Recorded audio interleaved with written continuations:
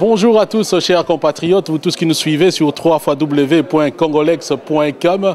Eh bien, vous avez pu remarquer que je suis à Kinshasa, dans l'antre même de la salle de la CENI, une toute nouvelle salle qui a été inaugurée pour la circonstance. Eh bien, dans cette salle, il y aura un événement historique.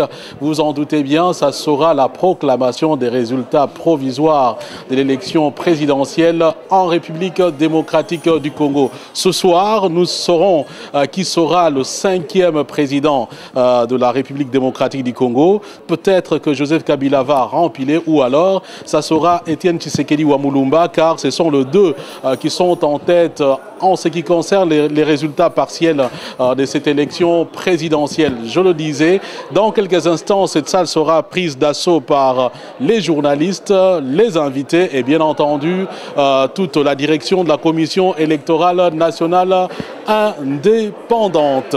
Mais avant ça, je veux quand même balader le micro pour essayer un peu de poser quelques questions à certains de mes confrères et consoeurs qui sont dans cette salle. Question de savoir qu'est-ce qu'ils pensent de cette grande journée et surtout comment les Congolais en général sont en train de vivre cet événement historique et d'envergure, en tout cas nationale et à la fois internationale. Sans plus tarder, suivons mon regard. Dans quelques instants, vous saurez qui sera le 5e président de la République démocratique du Congo. Voilà, je le disais, la journée a une grande envergure historique. J'ai annoncé également que je vais prendre les points de vue de mes collègues et consoeurs et confrères de Kinshasa. J'ai avec moi, où je suis avec Rachel Kitita des Numérica TV. Je ne sais pas, vous, au niveau Numérica, comment vous abordez une soirée si grande comme celle-ci? Ben, écoutez, d'abord c'est une grande soirée, comme vous l'avez dit. C'est un grand événement, c'est un grand jour qui va rentrer dans les annales de l'histoire politique de la République démocratique du Congo. Mais le problème, c'est qu'il existe toujours une sorte de suspense, si je peux le dire. Et donc, on ne sait pas ce que sera le résultat. On ne sait pas comment aborder le papier, si c'est tel ou c'est tel autre candidat qui gagne les élections. Mais bon, nous, on attend, puisqu'on a suivi les tendances, c'est vrai, mais... des surprises, il y en a aussi, mais bon, on attend comme tout le monde. Tout est possible, vous savez, tout est possible ici sur Terre, tout est possible. Mais déjà, nous avons eu les résultats partiels donnés par la Commission électorale nationale indépendante. Ça permet à tout le monde de se faire une idée. Déjà, là, Kabila arrive en tête. On sait que Tshisekedi arrive en 2e position, Vital Kamerhe à 3e position, et ainsi de suite. Tous nous assistons. Moi, je ne sais pas créer des chiffres. Je n'attends que le bureau de la CENI qui publie progressivement. Mais bon, ce que je vois, Kinshasa était un peu en bas par rapport à la compilation. Nous en étions hier à 27 que je sache. Et Kinshasa, c'était quand même le coin favorable à Etienne Tshisekedi Wamulumba, mais également pour le président Kabila en fonction.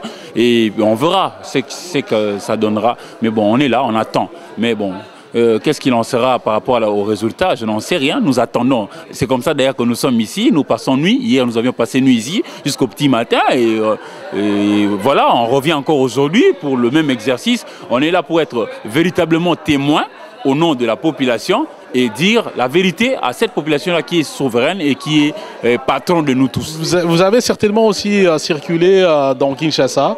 Il semble qu'on note pratiquement une ville quasi déserte.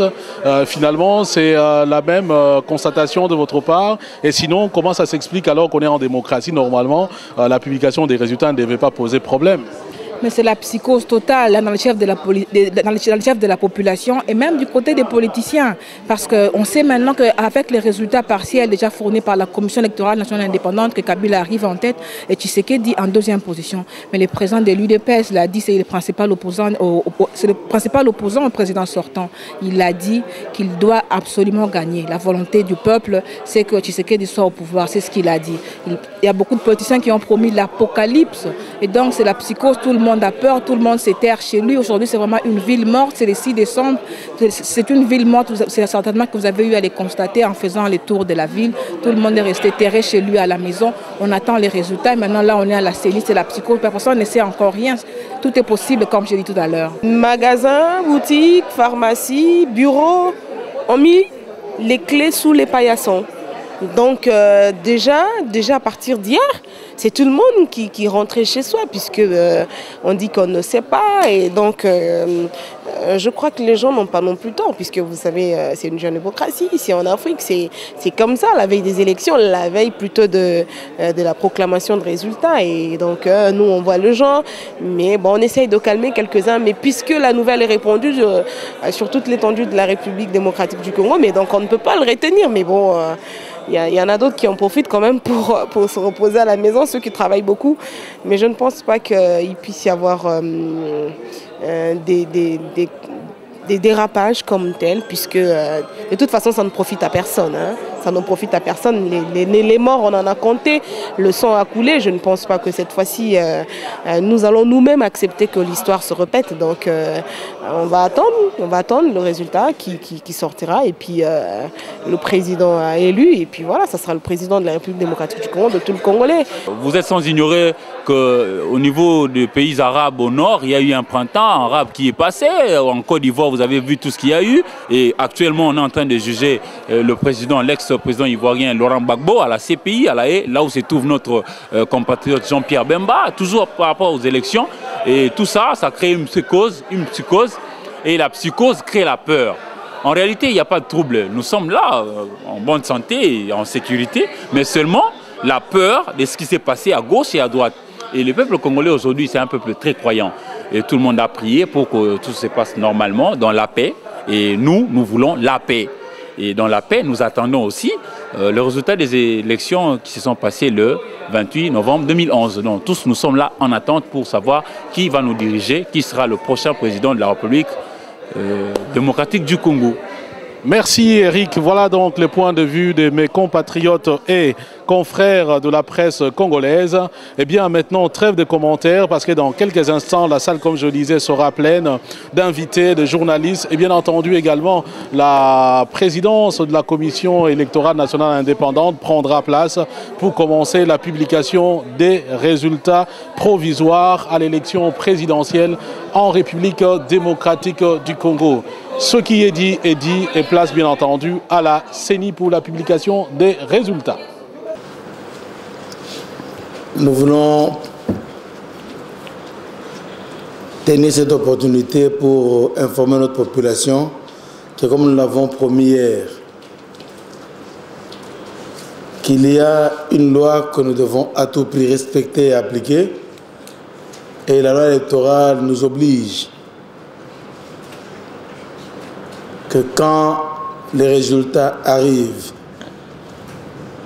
le bureau de la CENI reçoit les procès-verbaux des différents centres locaux de compilation des résultats. Le bureau de la CENI étudie, analyse ces procès-verbaux, enfin dresse son procès-verbal qu'il signera, que tous les membres du bureau signeront, et enfin le président de la CENI annoncerait les résultats provisoires. Nous sommes en train de réceptionner tous les résultats et le taux de réception est très haut. Tout à l'heure, vous allez le découvrir, mais nous n'avons pas encore reçu tous les procès-verbaux. Nous avons déjà reçu la majorité à ce soir des procès-verbaux, mais tenant à respecter la loi, tenant à la transparence, parce que ces procès-verbaux sont signés par les différents témoins, pour éviter que les gens ne se posent des questions. Nous nous sommes dit que nous devions d'abord réunir tous les procès-verbaux, les analyser au niveau du bureau et après donner les résultats provisoires. En plus, vous savez qu'il y a 2 ou 3 endroits dans la République qui ont voté 2 jours après. Et cela aussi, nous devons recevoir les résultats de compilation, les mettre ensemble et les annoncer à la fois. C'est pour toutes ces raisons que nous nous sommes dit, et surtout dans les soucis de la transparence, que nous nous sommes dit, nous nous donnons 48 heures pour pouvoir annoncer les résultats provisoires. Donc nous allons continuer à vous donner les résultats partiels comme ils sont en train de nous parvenir. Donc c'est la raison pour laquelle aujourd'hui, le 6 décembre, nous ne pouvons pas vous donner les résultats provisoires, mais nous allons continuer à vous donner les résultats partiels. Nous voulons être transparents. En plus de ça, nous vous promettons, nous vous assurons que quand nous allons annoncer les résultats provisoires. Au même moment, nous allons poster sur notre site internet les résultats par bureau de vote. Les résultats par bureau de vote seront postés aussi le même jour simultanément sur notre site internet. Et vous pouvez vous-même aller vérifier les résultats que nous donnerons. Vous faites un peu de mathématiques pour pouvoir faire votre propre compte. Nous vous avons promis des élections transparentes. Nous allons au-delà de ce qui est fait. Donc ce qui est fait normalement, nous allons au-delà pour dire que nous voulons que notre population puisse être satisfaite du fait que ce sont les personnes qu'elles ont choisies et ces personnes sont réellement élues. Voilà, rebonsoir à tout le monde. Je vous ai annoncé la publication des résultats provisoires, mais c'est bien à la publication des résultats partiels que nous venons d'assister tout à l'heure. Le pasteur Daniel Ngoï Mulunda, pour des raisons qu'il vient d'annoncer tout à l'heure, a décidé de reporter la publication des résultats provisoires à l'élection présidentielle en République démocratique du Congo. Vous avez donc suivi en ce qui concerne ces résultats partiels. Joseph Kabila et Etienne Tshisekedi sont toujours en tête. Eh bien, pour ceux qui sont beaucoup plus dans les mathématiques, ils pourront peut-être conclure que les dés sont jetés parce que nous sommes à 89,28% des résultats déjà compilés qui sont publiés. Est-ce qu'il faudra peut-être croire à une autre, disons, à un retournement de la situation? Je ne sais pas, mais vous pouvez déjà faire vos calculs. Le rendez-vous pour les résultats provisoires, c'est donc dans les 48 heures selon les pasteurs Ngoï Mulunda. Il y a eu également des questions des journalistes en ce qui concerne les vides juridiques, parce que dans ces dires, le pasteur avait estimé que le fait d'accélérer les procédures était dû à la date d'ici décembre. Nous sommes à la date d'ici décembre, nous n'avons pas de résultats, nous n'avons pas un président de la République et cela pose-t-il un problème de vide juridique? Eh bien, voilà pour d'autres situations. Nous continuons à suivre la situation pour vous. Rendez-vous dans les 48 heures. Et d'ici là, portez-vous très très bien. Peace and love, frères. Ainsi soit-il. Et ce qui est dit, salutations à mon confrère d'antenne A, Eric Izami. Je n'oublie pas mon réalisateur des circonstances, David Tembeni. Le président Banapoto Balobi au démissionné au Koïb Sabango Nini. Ah, de quoi n'est-ce que Moninga Kaka?